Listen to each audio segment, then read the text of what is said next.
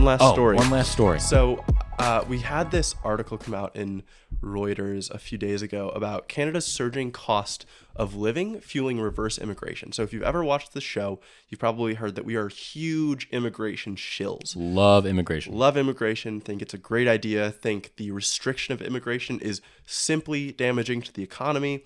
There's no real reason for it. Bad for everybody. Yeah, besides xenophobia. So this was interesting because it's showing reasons that it kind of pushes back on our argument. And I think it's really important for us to consider. So basically, in Canada, unlike in the US, the government has really opened their arms to inflation. The Prime Minister, Justin Trudeau, has made it his main... Wait, hold on. You said opened your arms to inflation? You mean open your arms to immigration? I did mean immigration. I'm sorry about that. He has made it his main weapon to blunt Canada's big challenge of an aging and slowing population. So we've talked about this for every advanced country in the world. They're all facing demographic decline. In the US, we're lucky because we have because our problems are some of the least extreme, especially compared to those of, say, a Germany, right? Or a France or an Italy. So one of the reasons we've talked about immigration is for this reason, because you want it to blunt those effects. And Trudeau welcomed that opportunity. It's helped fuel economic growth, and it drove Canada's population up at the fastest clip in more than 60 years this year. But now some people are deciding to leave Canada. In the first 6 months of 2023, some 42,000 individuals departed, which adds to 93,000 people who left in 2022 and 86,000 who left in 2021. So people are leaving, and it seems that they might be leaving at a faster rate. They were curious about why this was. And one of the reasons is that people are getting to Canada and realizing that the living standards are not at the level that they expected them to be. So there are some quotes in here about, there's one woman, what's her name? Goodness gracious. Anyways, it doesn't matter her name. But she came to Canada in 2022 as a refugee from Hong Kong.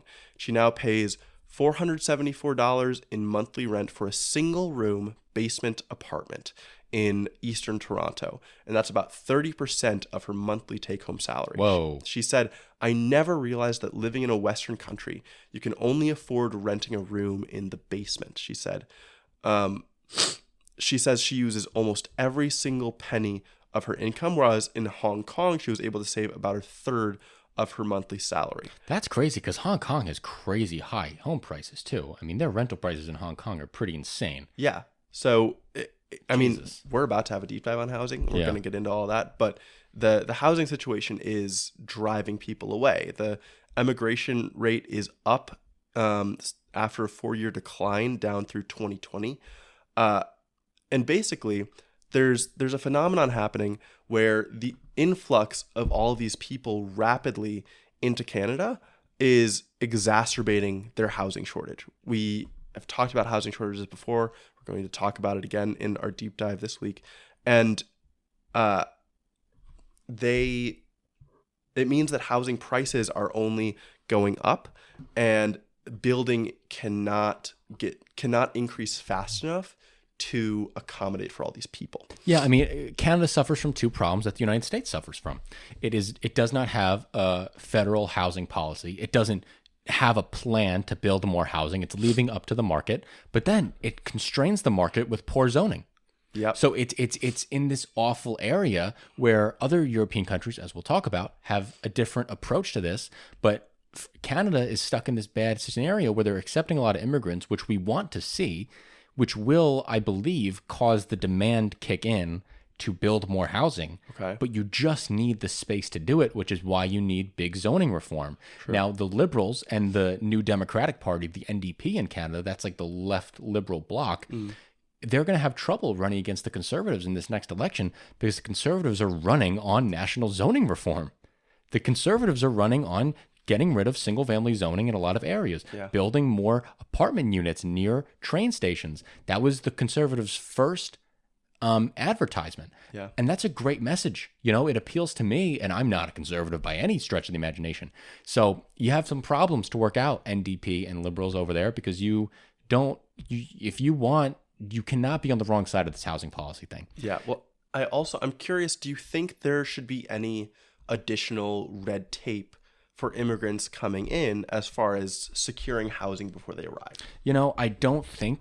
I just don't think that'll work. I don't think that there's going to be a move to build. I don't think, because you need private companies to build the housing, right?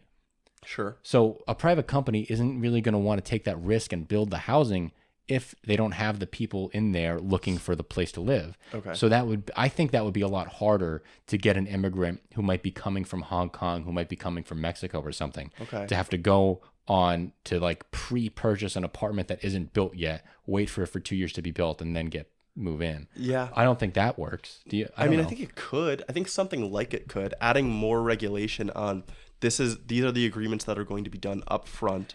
And then if someone agrees, if someone makes some kind of down payment up front, then they're going to be invested in coming, and they're going to know or supposedly have established living conditions waiting for them when they get there. Mm-hmm. Obviously, a big problem here too is that Canada's been facing a lot of inflation. Right. And so living conditions are getting worse for people as time goes on. Yeah. That's something that it would be really hard to account for. To be totally honest, I think a lot of this is growing pains. Okay. I don't think it's structural. I think it's flexible, and I think in 3 years we won't be talking about this. Okay. You know what I mean? Because look at the United States, we went from producing the least amount of housing almost ever, and then 2 years later we're producing almost 1 million units a year, right? So I feel like something like that could change in Canada. They just need better government reforms. They need to make the choice to have a housing policy and do zoning reform. Yeah. They need to make those decisions. Okay. And I think it could be resolved.